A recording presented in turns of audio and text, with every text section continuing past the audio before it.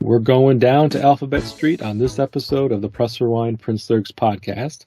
And joining me again is Jerry Bonner. Welcome back to the show, Jerry. Thank you once again for having me, Jason. I'm sure your audience is getting rather sick of me by now, but that's too bad. I enjoy being here, so you're just going to have to get used to me. Well, yeah, I'm going to invite you on, and then I'm just going to edit all your content out, and it's just going to be me. Just put a robot voice. That might work better. Oh yeah, well, of course, anytime. Obviously, you've been one of my longest tenured guests, so I appreciate you sticking with me throughout the 70s and 80s, and we're almost getting to the end of the 80s now, which is kind of crazy to think about. Yeah, most Lovesexy album is the second to last album he released in the 80s. Yes, it is, and yeah, it's one of the more how should we say it? I guess unique albums. It kind of falls into I don't know. It seems to just have its own thing going on in a lot of ways, and this song is a big part of that. I think because since it was really and I'm sure we'll get into that, really the only single that did anything, that became something I guess that people knew. I think it went to like 8 on the chart or whatever, Alphabet Street. So yeah, it's definitely an interesting kind of album that falls in between two bigger, more widely known, works of his. So it's kind of like one of those, I don't know, kind of like the middle child, I suppose, of the 80s in a way. Of his late 80s output, yeah. The kind of the misunderstood album in his it's the Jan Brady of Prince's output. Yeah, I mean, Lovesexy is unique in that way where it just had it had an uphill battle to climb in terms of trying to be successful on the same level as Sign of the Times or Batman, which came after. Prince's nudity on the cover, the album's content being very spirituality and religion focused. The single, this was the lead single, as you mentioned, and it actually was, a pretty decent pop success. Top 10 on the pop charts, number 3 on the R&B charts. So, it looked like things were maybe going to be looking pretty good. But, I mean, even a number 8 position on the pop charts for an album's lead single was not something, that was underwhelming, I guess, for a Prince album when you consider how successful lead singles off of Purple Rain and Around the World in a Day and Parade and Sign of the Times were. Number 8 isn't all that great in that context.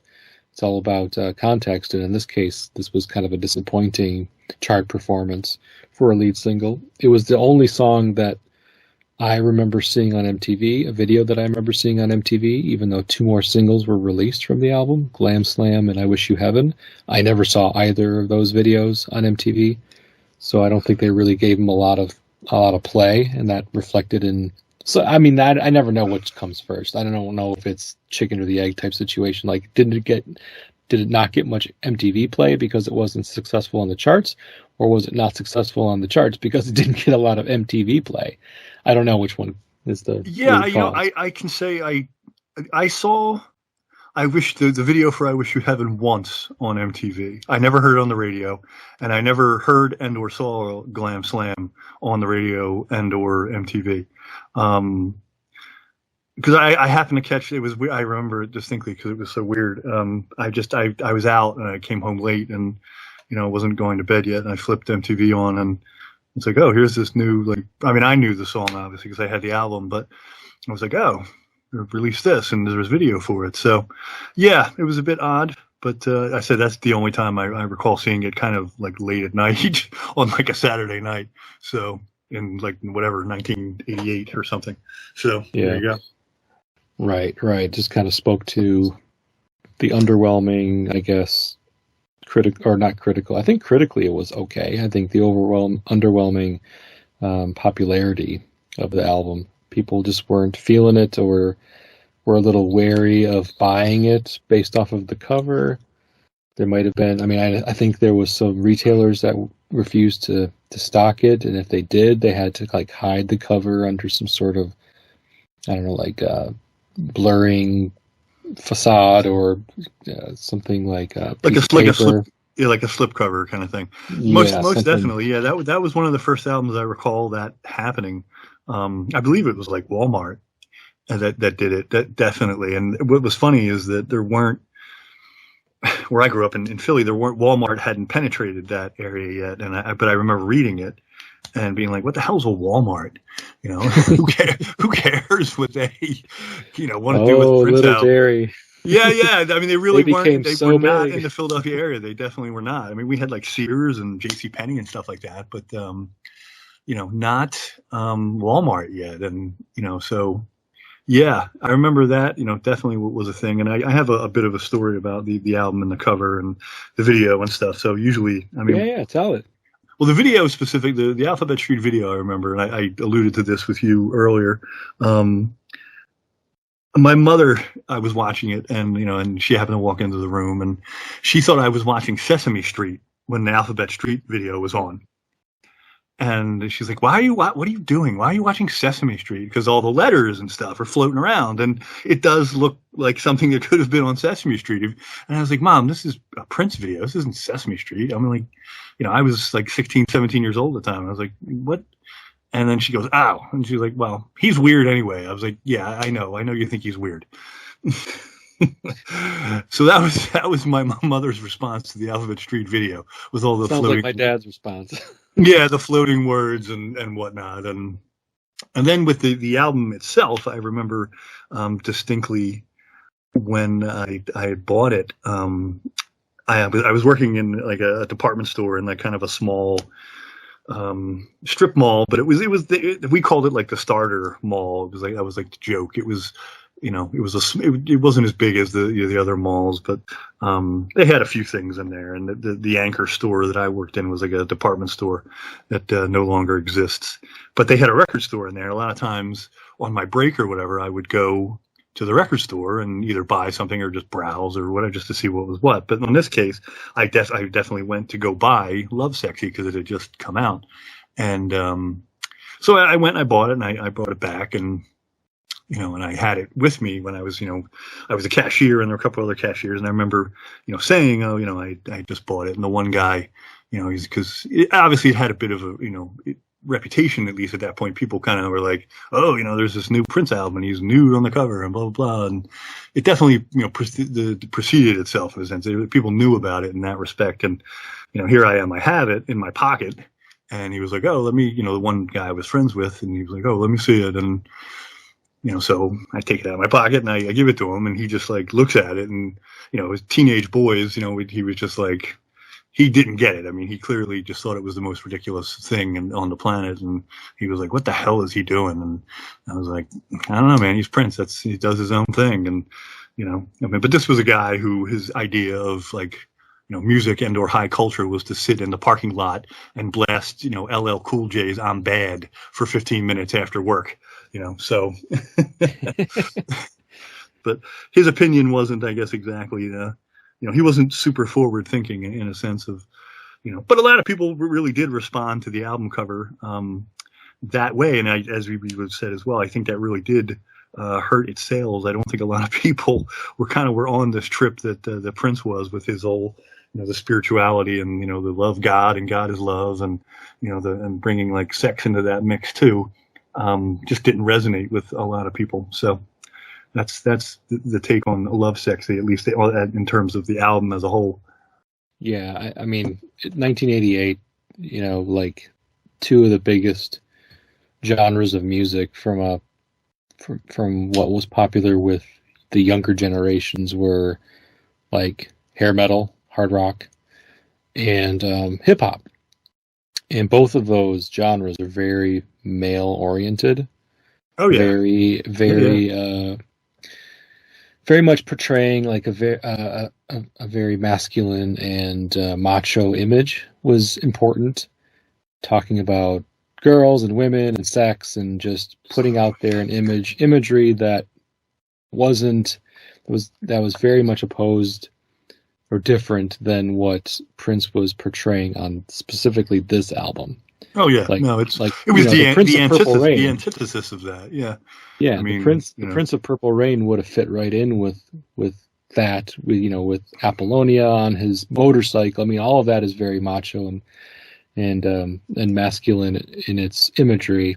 But then Lovesexy with flowers on the cover and him nude, just was not, like you said, is the antithesis of what was popular at the time. So he wasn't really fitting in with popular culture and what the most popular music of the era. I mean, of course, another popular music genre that was starting to form at that time would have been like the New Jack Swing, R&B, and even that was, very macho posing with groups like, Bell Biv DeVoe hadn't started yet, but you had your they were a Johnny little later. Gill and Keith Sweat and people like that, and it was, I mean, the ballads were one thing, but they still were very rooted in their masculinity, even with singing ballads. I mean, LL Cool J had a very soft, quote unquote, soft song on that album called "I Need Love." And he got ripped for it. He got kind of torn apart for it. No, I remember that song very well. Yeah. And so Prince just was on doing something. Again, Prince was being Prince, following his own muse, following his own heart and his brain, and what he thought was the right thing for him at that moment. I talked a little bit about, my host and I, Arthur Turnbull, who was on the I Know episode for the first song off this album. We talked a little bit about where Prince's headspace was at around this time, so I'm not going to dig into that again for this album or for this song. But at the same time, I think it's relevant just in your story about people's perception of this record and people's perception of what Prince was doing was just so off kilter to what was popular at the time. Also, I mean, even in movies, I mean, the biggest movies around this time were the big Stallone and Schwarzeneggers, and Bruce Willis just had a big hit with Die Hard. It was all very much, action, explosion, macho heroes, and this just was not in line with that anymore. Prince was not in the public favor in that way. A little ahead of his time with the sensitive artist that became popular later in the 90s and the grunge era. I mean, the music obviously was very different, but those types of musicians became more popular thanks to like artists like Kurt Cobain putting out rock music, but not only just singing about, or not just singing about parties and girls and beer. So just a different take. Just imagine if Prince did do an album like that. What would that be? Well, it does have a lot of albums about girls, but not so much about where it's just solely about that from track Prince one. Prince does an album in the vein of Poison or Whitesnake. Just imagine that. Yeah, what they call the cock rock music. Exactly. Yeah. Could be fun.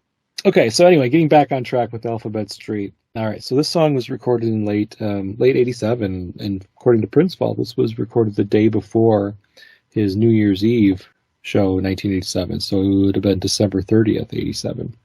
So that's the New Year's Eve show that we got as part of the Sign of the Times Super Deluxe Edition in 1987. So that was kind of a cool little tidbit. He recorded this song right before that show.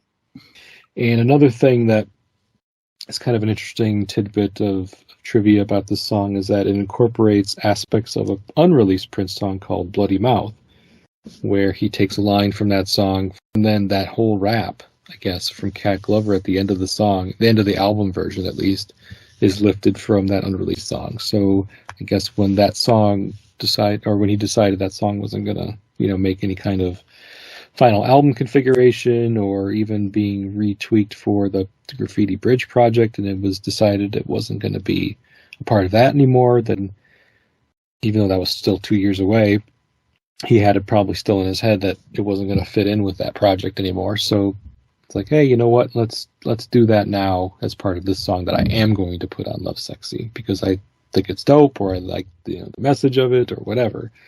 mean, he liked cat rapping. I mean, that's just something that, Cat Glover doing some sort of rapping in or speaking parts is something that he was, a fan of, from the Black Album to Lovesexy. So not that surprising that he wanted to incorporate that. She's definitely better than Tony M. So no comment. Another thing about the video. Any chance I get the slag on Tony M, I'm going to take it. I know. I'm going to take it. You might have to skip the Diamonds and Pearls album, Jerry, if you're going to rip on Tony M. Oh man, come on.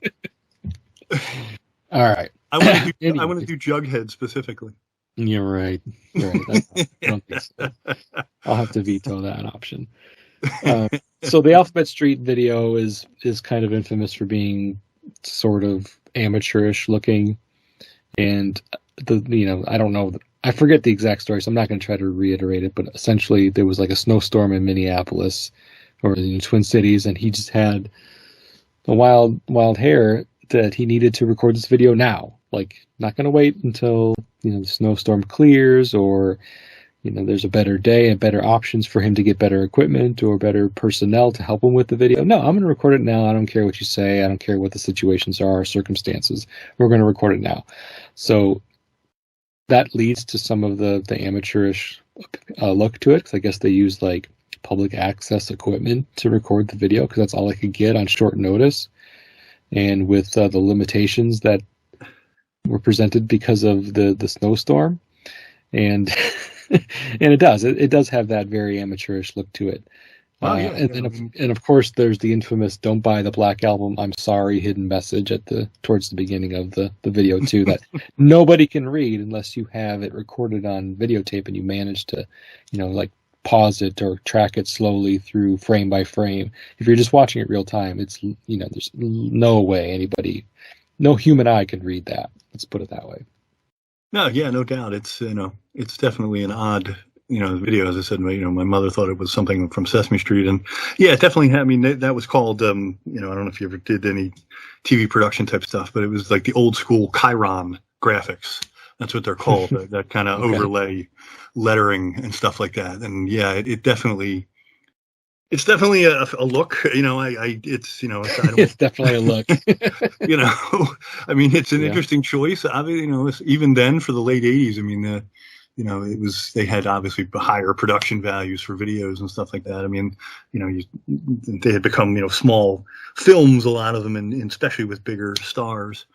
So they took them kind of to the next level. And then here's this kind of really, retro kind of, like you said, public access, cable look video going on with Prince dancing around on the hood of a car and stuff. And yeah, it's interesting for sure. I mean, looking back on it, I mean, whatever, 30 some odd years later, it's just you just okay, it's like it's a time capsule. It's like, okay, there's Prince at this era doing his thing. And so yeah. Well, yeah, I mean, even the video for like "I Wish You Heaven" is similar. Like, it looks a little bit like it was done on the cheap, and the production values aren't super high. I think Glam Slam's video is more just pulled from the tour, so that one had less opportunity for ridicule. Let's put it that way. So he didn't do himself any favors with. No, he definitely didn't. No, it's like he shot himself in the foot in a couple different ways in terms of like. And I'm sure I can't imagine it was intentional. Like he had put a lot of time. I shouldn't say time. He put a lot of effort, because this whole album was recorded fairly quickly. But I think he really wanted like this album to succeed. Why wouldn't he? And especially with the messages in it being so positive and it being reflective of his state of mind at the time, I can't imagine that he would intentionally sabotage his own success here. But some of the things that he did to promote the album, or when he released the album with the nude cover and cheap videos, and it just kind of makes you wonder, like, where were the people that were really trying to, or should have made sure that he was putting his best foot forward in terms of presenting to the public eye. You wonder that. I mean, but a lot of times there are certain artists sometimes that kind of go off the rails, and they maybe need a little bit of editing or editorial input. And I say that another one of my favorite artists of that era, not musical and more of a writer, Stephen King, obviously, same thing. They let him. He had all these great books, and then he wrote a few towards the later part of the 80s that really weren't all that great, and just these overblown kind of things because people just stopped editing him. He got to be too big in a sense, and it's like, well, who am I to edit Stephen King? And so he's going to turn in 2,000-page drafts of these books. I think at this point, Prince definitely needed some editing, and some of his later 90s stuff too. I think that maybe it's at that point that I think that's maybe what Warner's was trying to do, and he didn't like that. So he needed a little bit of maybe a little push in the right direction, or maybe a little editing and somebody to kind of say, hey man, maybe you should try this. And it was like, well, I'm Prince, I'm going to do what the hell I want. And that happens sometimes. There are, they have even the greatest artists, and have misfires. So it's just sure. Warner Bros. Was just happy that he submitted a single album instead of a triple or double. Yeah, yeah, exactly. And and they I'm sure they weren't super happy with him canceling, the Black Album at the last minute. Who does that? It's they had a bow to that, in a way. And not continuing the Sign of the Times tour in the United States. Sign of the Times was still releasing top 10 singles in early 1988. I Could Never Take the Place of Your Man was still a hit in '88 when this album was getting ready to be released. Yeah. So again, he just was not interested in milking a successful album longer than he wanted to, just like Purple Rain, cutting that tour short, not going over to Europe or Asia for that tour, and opposite for Sign of the Times, not coming over to the United States. I think those were, I think a lot of people would look back at that, now 30 plus years later and say those were potentially mistakes, just from a financial and global penetration kind of perspective. Like this Sign of the Times could have been 87, 88 massive with all the singles that he could have released from it. Singles still hitting top 10 in '88, bringing that tour to the United States and performing all these songs live. But again, Prince was Prince, and he was following his muse, and his muse was no longer related to songs that he'd recorded and written around the time of the Revolution, when they were still together. That just felt, I'm sure, to him like ancient history, performing these 85, 86 Revolution era songs in 1988. Just for him, I can imagine the way his artistic muses work so quickly and change so quickly that just felt like probably it would have been like a creative handcuff for him. And this was the new thing, and this is the thing he wanted to put out there. He definitely wasn't one so much to dwell on the past in a lot of ways, and as he got a little bit older, maybe, but I remember at one point too. This was, he said he wasn't going. We're getting a little ahead of ourselves, but just to kind of expound on that, as I was saying, I remember it had to be like the late '90s, early 2000s, where he said he wasn't going to play any of his old hits anymore. Like he made a big deal of it, where he was like, "No, I'm not going to go. I'm not going to play any of that stuff anymore." And he obviously backtracked on it, but I recalled him saying that at one point, because it was kind of obviously an odd choice for a guy who has such a huge back catalog of hits. So it just seemed like every day he woke up and maybe had an interesting idea that that he wanted to explore and get excited about, and some of them were excellent, and some of them came to fruition, and others not so much, and maybe are a bit half baked and things like that. And I think a little bit with Lovesexy, I think that was maybe where that kind of started in a way, or at least things that maybe leaked out into the public where maybe should have taken a little more time with. Like I said, like the video, it's like, why did you have to shoot it that day? You couldn't wait for maybe 3-4 days until the snow clears and you can get like a proper studio and proper equipment and make a decent video. Why do you do it that second?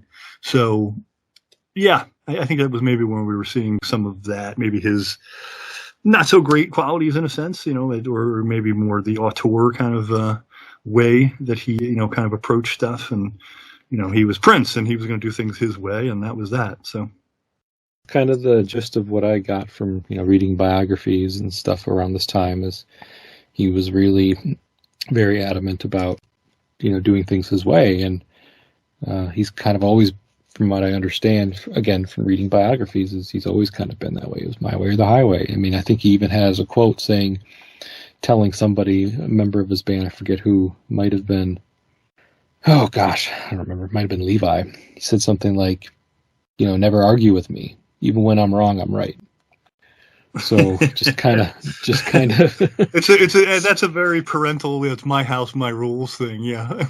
Yeah, like don't ever argue with me, man. I mean, even if that I'm wrong, in this instance, I'm right because it's still my decision. Yeah. It's my choice. It's my thing. Yeah. Yep, it's my thing. Yeah. So okay. That sounds right. So. Yeah. So we should probably start getting into the song proper. The lyrics to Alphabet Street are a bit more lighthearted, less weighty, I guess, than the album's opener. I know really is trying to kind of put forth the whole concept of Lovesexy out there with heaven and hell and Spooky Electric and Lovesexy, being proxies for the devil and God and Jesus. And but Alphabet Street doesn't have quite as much of that language in it. There's a little bit in the cat rap and a couple lines here and there, but for the most part, this is just kind of a fun, sexy, funky song, a little bit bluesy. I can see why it was chosen as a single, the first single, and I can also see why it was successful. It's really catchy and pretty, from a musical standpoint, very innovative, I think. Most definitely, yeah. It's listening to that album again yesterday.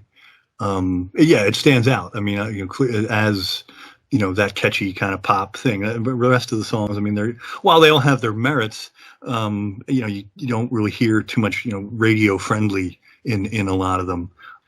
There's some interesting themes, obviously, and interesting musical ideas, running throughout the album. But in terms of something that was going to play on the radio, Alphabet Street was far and away the easy choice there. Yeah, agreed.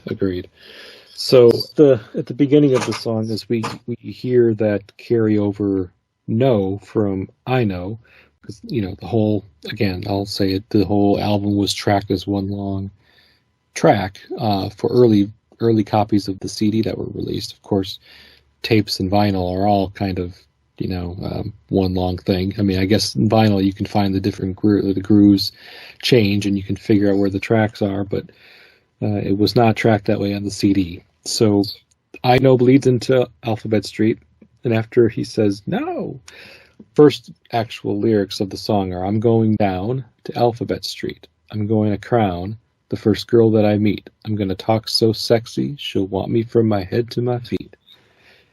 Okay, so one thing that kind of went over my head as a child listening to this song was what I would say is maybe some of the more hidden or alternative meanings to this song, some of the language used here to kind of represent something that I would say is more sexual in nature. Do you kind of agree with how, Prince has always typically done a good job when he wants to of, using metaphors and euphemisms that are not always quite so obvious to listeners, what he's talking about, what he's meaning, even when it comes to God or when it comes to sex or whatever. And this song, I think, for me, I just missed it entirely. Any kind of reference to oral sex that one could make by listening to these lyrics. What are your thoughts on that, Jerry? Oh yeah, no, it's definitely a song about, definitely a song about cunnilingus. And apparently, whether it's true or not, but if you watch the bit, it seems like it definitely had to be inspired by a Sam Kinison bit where he talks about going down on a woman and doing the performing the alphabet and using different words. And Kinison's bit, he actually uses he as an example Tennessee. So Prince, it seems like, had to have seen that or was inspired by that. It's definitely that, this 6-minute exercise in kind of fooling everybody in a sense, being clever with this, Alphabet Street euphemism for, oral sex.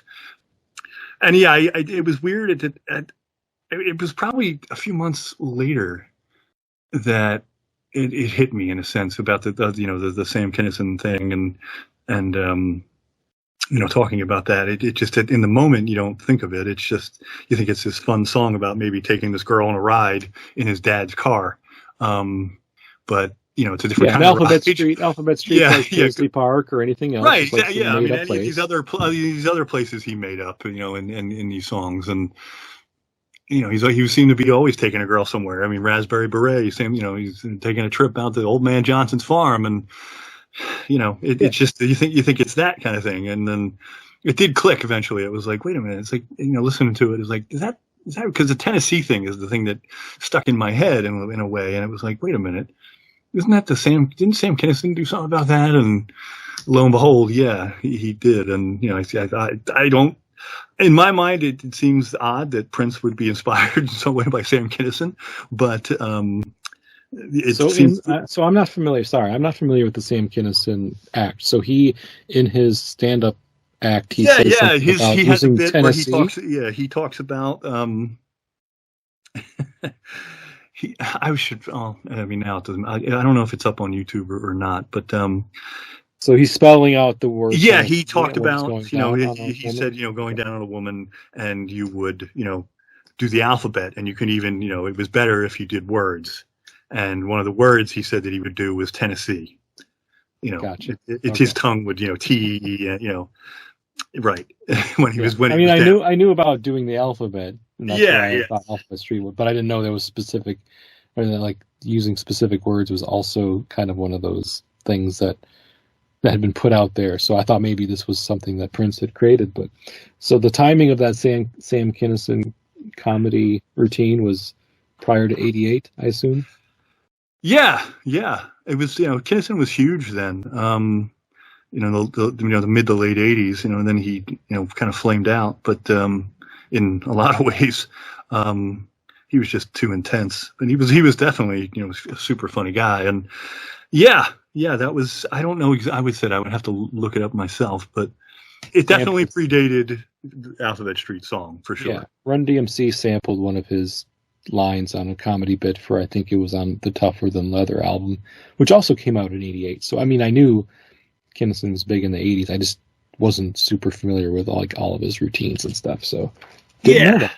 Yeah. Didn't know that. Cool. Okay. So it seems like that was where he was inspired, and and if you knew you put two and two together, you kind of, okay, he's not talking about taking a trip here. He's talking about he's talking about oral sex. So right. Okay. So the chorus is yeah. Yes, she will. And repeat, yeah. So I mean that the chorus isn't much. There isn't much to it. It's catchy, but there isn't much from a lyrical standpoint. It's just a bunch of yas and sung in different ways. Foreground, background vocalists, screaming, different enunciations, different performance of the word yeah, which is what it is. I mean, not every chorus has to be like this super deep and introspective lyrical journey that he takes us on. Some courses are just and that's what Alphabet Street gives us. It's not high art or anything. It's not there's nothing hidden in the meaning thereof. It's just a catchy kind of thing that progresses the song along. So yeah. Mm-hmm. Yeah. Okay. I'm gonna drive my daddy's Thunderbird, a white rad ride, 66, 67. So glam, it's absurd.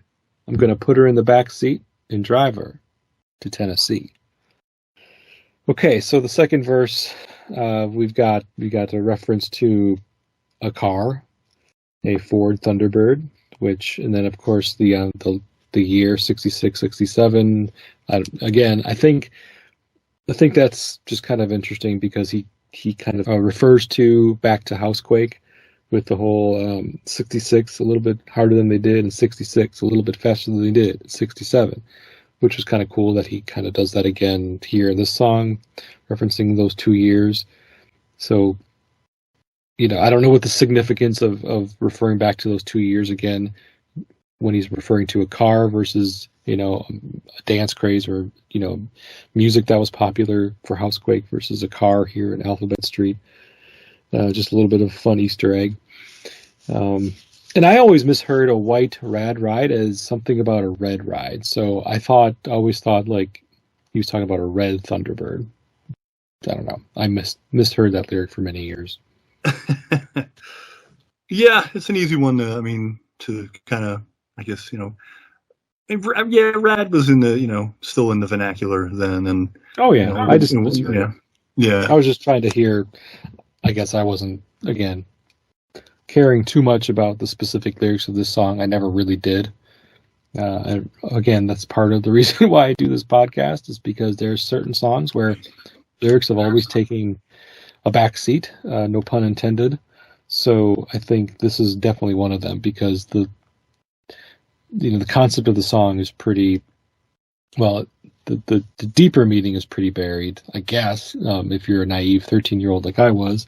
But even if you're not, it's pretty surface. I mean, oral sex, it's not the deepest of concepts, and it's certainly something that he'd done before and that other artists do as well. I mean, there's a lot of songs that have been made about, euphemisms and basically singing an entire song about sex in a way that you can get away with. Pour Some Sugar on Me, Cherry Pie. I mean, these are all songs around that same time that. Yeah, no, Cherry Pie is not very veiled, but yeah.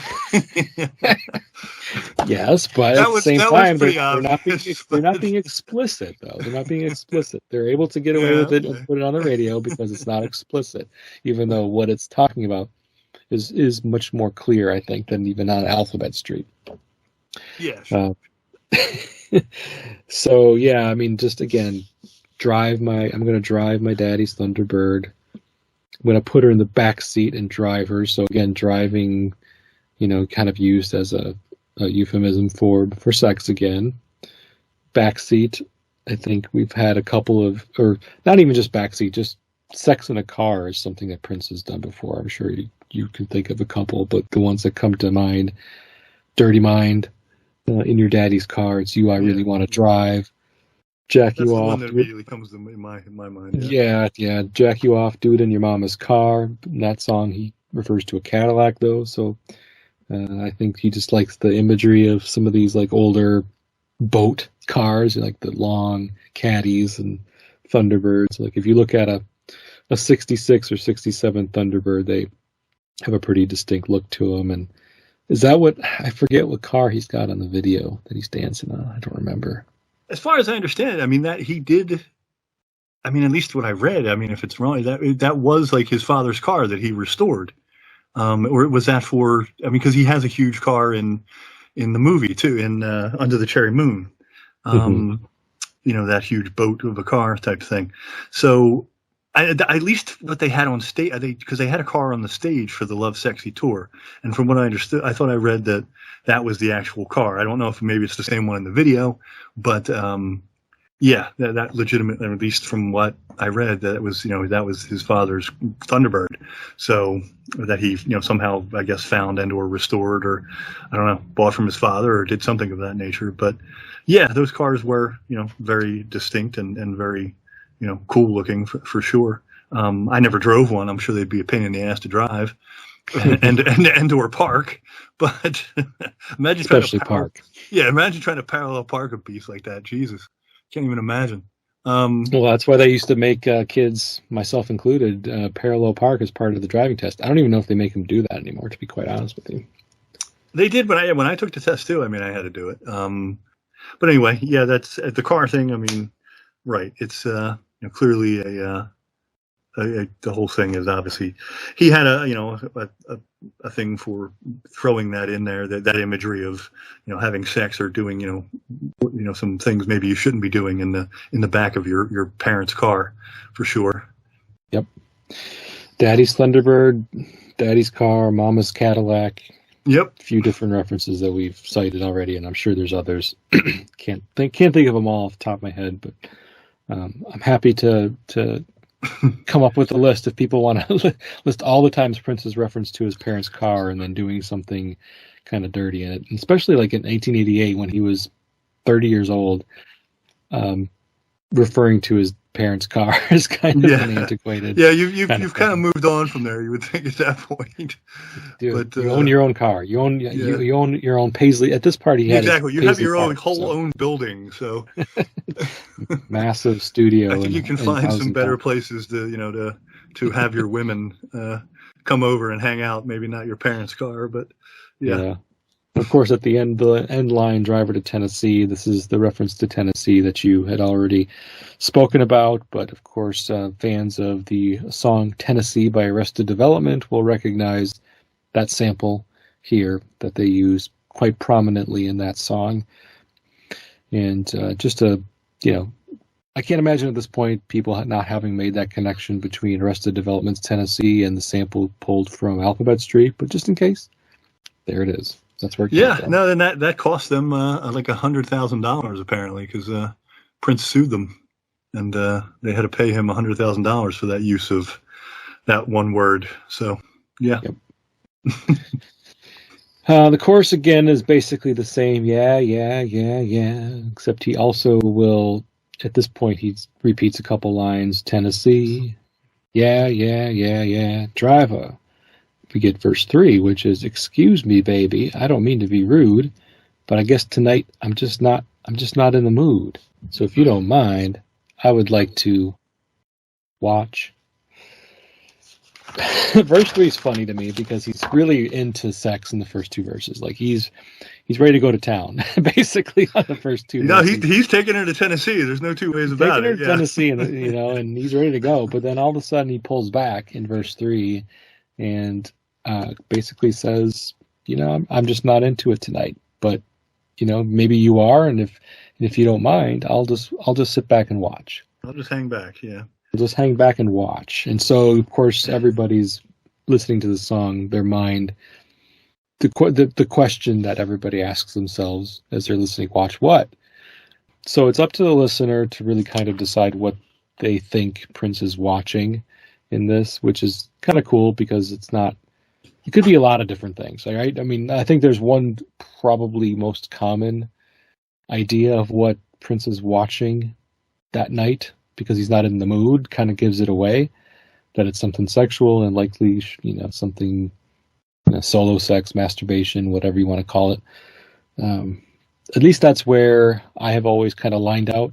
I don't know if you have a different opinion, Jerry, on that. No, it's definitely something masturbatory, I would think. And again, if you had any, I think, question about this is a song about like sex, this is where it's driven home, pretty explicitly. I think, at least in my mind, it's like, okay, maybe the first two verses you're like, all right, well, maybe he's not talking about, but this really kind of drives the point home that they're talking about something sexual going on here. And I think the funny part of this verse, I always like too, is kind of how it kicks off. With the skidding tires, you hear like the car kind of, as he's, starts to, talk about, as he kicks in the singing this verse, I always kind of found that amusing as well. But yeah, I would take it as, that he's going to, well, what else could she be doing at this point? A solo kind of performance, something, as I said, masturbatory or, just kind of going to town on herself. And well, I think if that's your bag, baby, then hey, man, have at it. Yeah, yeah, it's got to be I'm sure that's the most common interpretation of those lyrics, but I couldn't think of it. Because it's not explicitly stated, somebody might think it's something else, and that's cool. They're entitled to do that. But the sound of the skidding tires is kind of funny because it's more like a comical representation of what's happening in the song. Like they're speeding along the highway, they're driving to Tennessee, and all of a sudden the tires, Prince slams on the brakes and the tires start skidding because he's not in the mood. He's not in the mood anymore. Yeah. It's the an auditory metaphor in a sense that really drives home, I guess, where he's at, mentally at the moment. Yeah, he thought he was ready to go to town, ready to go to Tennessee, but apparently not. He's more into, kind of a voyeur mode at this point. And, if she wants to oblige, then that would be cool. But if not, I guess we're turning this car around and we're going home. Don't make me turn this car around. Don't make me turn this car around, damn it. So then the chorus after that verse is the same, yeah, yeah, yeahs. And then at the very end, he adds some gimme, gimme, gimme, gimme. And then we get into the fourth verse, and this is where things start getting a little more hippie. We're going down, down, down. If that's the only way to make this cruel, cruel world hear what we've got to say, put the right letters together and make a better day. So what's your thoughts on verse 4, where he's going with this one, Jerry? Well, I mean, the end part of it is clearly, if you put the right letters together and make a better day, you're giving her an orgasm. You're doing it right. You're doing right by her in a sense, or you're performing properly to where, you use the right letters to unlock the combination in a sense. It's almost like a puzzle. And that's why I think that metaphor, a lot of people found funny with the whole alphabet thing and whatnot. But, Prince always added that, that level of, like you said, that maybe a little bit, and a lot of this album has a bit of that kind of, more of the love God and God is love type stuff. And I think he's maybe injecting a little bit of that here, but then drives home again the fact with the, put the right letters together and make a better day, by giving somebody some pleasure. Yeah. I mean, this is the only verse I think in the song that really kind of speaks, in my opinion, to a lot of what the themes of this album are. And that is like sex and love is our ticket to God and happiness. Like, getting closer to God through sex and love. Lovesexy. I mean, he blends the words together, and that's the representation of God. And like again, I've said it before, the proxy for God in this throughout much of this album. And so for him to talk about we're going down, down, down, if that's the only way to make this cruel, cruel world hear what we've got to say, he's saying like this is how we make the world better. Sure. This is how we fight the negativity and of violence and hate and stuff, that the societal issues that he was speaking about in Sign of the Times, that he talks a little bit about in I Know, the first song off the album. And he again just like love each other, and through love, sex is a part of that, and he embraces that. And putting the right letters together make a better day, not just for the world, but also, I mean, more specifically, like if you can give your partner orgasms, which he very much is or values, pleasing his partners, and he's always been that way in his songs, expressing that kind of desire to please his partners in songs. Put the right letters together, make a better day for specifically for the person that he's going down on, and also in general, make people happy, as a an aspect of just, putting smile on people's faces. You do that, I do this for her, and you do that for your lover, and you do that for your lover, and everybody's happy kind of thing. It's a little maybe naive a bit, but put a smile on your face because you've had an orgasm, or put a smile on your face because you're in a, in what his mind, a committed relationship that involves great sex. So that's Lovesexy in a nutshell. No doubt, yeah. I mean, it's tough to be pissed off when you're having an orgasm. I mean, I can't ever say that I've had an angry orgasm where I felt pissed off after the fact. It's rather euphoric, obviously. So I would hope if not. you can put somebody in that state of mind, why wouldn't you? I mean, why would you want to piss them off? And if you can do the opposite of that, then hey, let's go there for sure. I mean, at least that's the way I would think about it. There do seem to be some people in this world who think the opposite of that, who, want to kind of, aren't happy unless they're pissing people off or being annoying. But I've never been to that mindset. So, yeah. Yeah.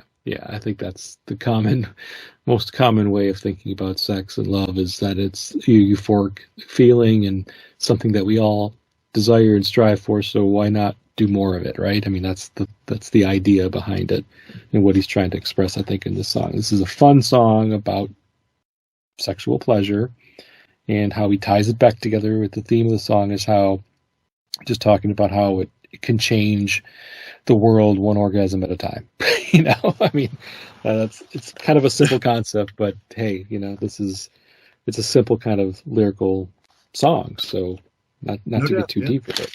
Yeah. So then, at this point, the song, like all these verses go really quickly.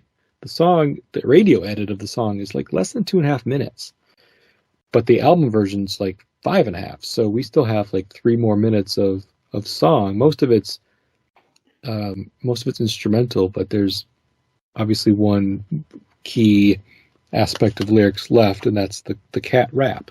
Cat, we need you to rap. Cat, we need you to rap. Don't give it to us slow, because if we know, you know. New power soul, got to go. And I just wanted to call it the reference to New Power Soul, because again, for the second song in a row, he's introduced this concept of new power something. He says new power generation in I Know, and now it's New Power Soul in Alphabet Street. That's also obviously an album that he would release later in the 90s called New Power Soul. But Lovesexy is kind of this world building, this whole vernacular building album where he uses and coins phrases that had never been coined before in his previous albums, and they would stick with him for a while. Yeah, definitely. I mean, I said, listening to the whole album again yesterday, I was pretty sure of it too. That this is the first time he mentioned kind of those, the new power generation and the new power soul. So obviously became very big parts of his musical career, further down the line in the 90s. So for sure, he clearly burst those ideas a little bit here, or at least put them in people's minds as well. Yep, he planted the seeds in Lovesexy, let's put it that way. And then when go. we would hear them later on albums like Diamonds and Pearls or New Power Soul, we're like, okay, we've heard that before. This isn't a new concept anymore. So then we get Kat's rap, and she says, talk to me, lover, come on, tell me what you taste. Didn't your mama tell you life is too good to waste? Did she tell you Lovesexy was the glam of them all? You can hang, you can trip on it, but you surely won't fall. No side effects, the feeling lasts forever. Straight up, it tastes good, it makes you feel clever. You kiss your enemies like you know you would, then you jerk your body like a horny pony would. You jerk your body like a horny pony would, now run and tell your mom about that. And then Prince says, and while you're at it, tell your pop about this. So I'm not going to, like, all these lyrics basically to me just kind of reiterate the idea of this song being about oral sex. Tell me what you taste. Tell me what you taste. Yeah, that's the obvious one. Yeah. You can't kind of deny what you're talking about there. So no side effects. The feeling lasts forever, which is kind of like orgasm again. Speaking about orgasms, straight up, it tastes good. It makes you feel clever. You kiss your enemies like you know you should. Jerk your body like a horny pony would. So I get, of course, imagery of more like somebody having an orgasm, jerking your body. Mm-hmm. Now run and tell your mom about that. So no, I actually don't think I will. Thanks, Kat. I don't think I'm going to tell my mama about that, or my papa for that matter. I don't think my mom needs to know anything about that. Yeah. Horny pony I'll is keep that between me and my partner here. Thanks. Yeah, horny pony referenced here. Of course, that would turn into a B-side later in the early '90s for Prince, a song off the Diamonds and Pearls album, Horny Pony. So first reference about horny pony. Prince liked to talk about horses and ponies and kind of putting more emphasis on that animal than most others, I would say. But yeah, this whole cat rap, which was lifted off of what I called previously, it was, what was the song I said? It was something... Bloody Mouth, I believe? Yes, Bloody Mouth. Anyway, so I don't know how that would have fit in on that song. I have to go back and listen to that vault track if I even have access to it. But, she says, did she tell you Lovesexy was the glam of them all? So here we're referencing Lovesexy, the concept, again, second time in first two songs, both say it. And I think, just it's a fun little additional rap that she puts out there to re-emphasize the lyrics of the song, re-emphasize the point, and also throw another Lovesexy reference in there. So I don't know if you have any other things you wanted to kind of point out about the rap.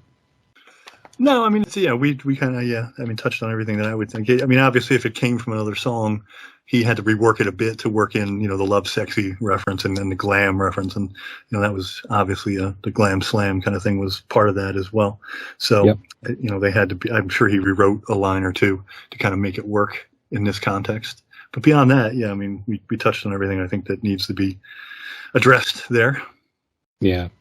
And at the very end of the song, we hear the chant, hey, ho, or yeah, ho, Alphabet Street. Yeah, ho, Alphabet Street. And then the song basically closes with Ingrid Chavez, who also opened the album up with her poem, doing something else, another spoken word piece. And so she starts counting down, or reciting the alphabet. She says A, B, C, D, E, F, H, I, love you. Of course, I've always found it fascinating why G was skipped. I don't know for a fact why G was skipped. I've heard two theories on that. Okay, let me hear them. Okay, the one that was taken from an interview where somebody actually asked Prince why she skipped G. And he said that she was being kissed at the time, so she was distracted. Okay. And then the second thing I came across was that the whole song, I guess the Alphabet Street song, is in the key of G. I don't know much about music in that respect, so I don't know if that's true or not, that it is in the key of G. And that's why G is skipped, because the song in and of itself is G. Gotcha. You know? Okay. So those are the two things that I heard. The kissing one is obviously the more interesting one in my mind, because, you know, Prince must have been a hell of a kisser if he could distract somebody to that level where they forget something as simple as the alphabet. True. I heard a pretty wild theory too. I read a pretty wild theory. I'm not so sure about this one, but I'll say it I don't anyway. know if either of those are true either. Those are things I'd come across, and they sounded interesting and possible, obviously. So if either of them are true, who the hell knows?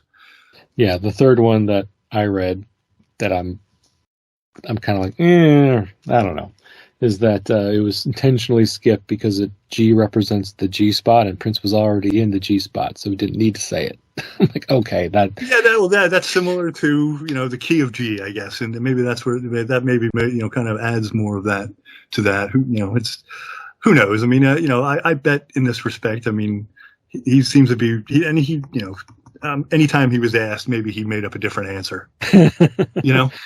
I mean, I could totally see him doing that just to mess with people, or it's like, today I'm going to say this, tomorrow I'm going to say that, or so who knows? But yeah, they're all interesting theories, and it is, I guess, I don't know. You would have to ask Ingrid Chavez, I suppose. She might be the only one at this point who really knows, why she skipped the G there. So yes, if I ever meet Ingrid, I'm going to ask her and see how elusive she is with her answer, or if she. Yeah, she seems to be one that would be hard to pin down too. Those poets, man. Yeah, it's like nailing Jello to the wall. I have a feeling. I have a feeling you'd get some hippy dippy answer on her from her too. You really would. Well, it wouldn't surprise me. Let's put it that way. Might be one of those forever unanswered questions. Okay, so that's Alphabet Street. I mean, there's a 12-inch version of this song. I forget what it's. Most 12 inches have some sort of alternate title. Let me look it up. I forget it. It's called "This Is Not Music. This Is a Trip." But I don't think there's really much in the way of additional lyrics represented on the Alphabet Street 12-inch. It's a lot of it's music, so I'm not going to dive into the 12-inch. So I think we're probably to the end of discussing lyrics to the song. Do you have any final thoughts you wanted to put out there on the song, Jerry? No. I said, I told my little anecdotal stories about, this with the video and, my coworker, my friend's response to seeing the album cover for the first time, and that's really about it. I would have to say about Lovesexy and/or Alphabet Street. Cool.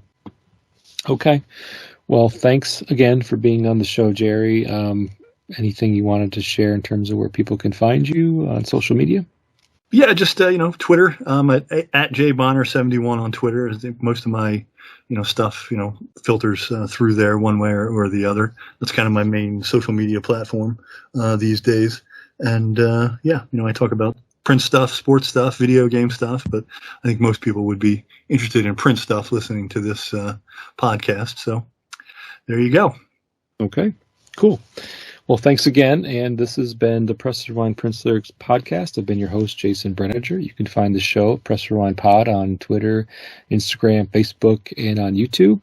So please check it out on one of those social media platforms. If you haven't already, follow me on any of them. I try to put some interesting and unique things up on those platforms, depending on what I'm doing or what I'm covering for the show, or sometimes some pieces of music on YouTube that maybe kind of corresponds, or some live versions of stuff that I come across. So, I mean, hopefully there's stuff out there for anybody interested in the show, interested in Prince, reasons to check it out.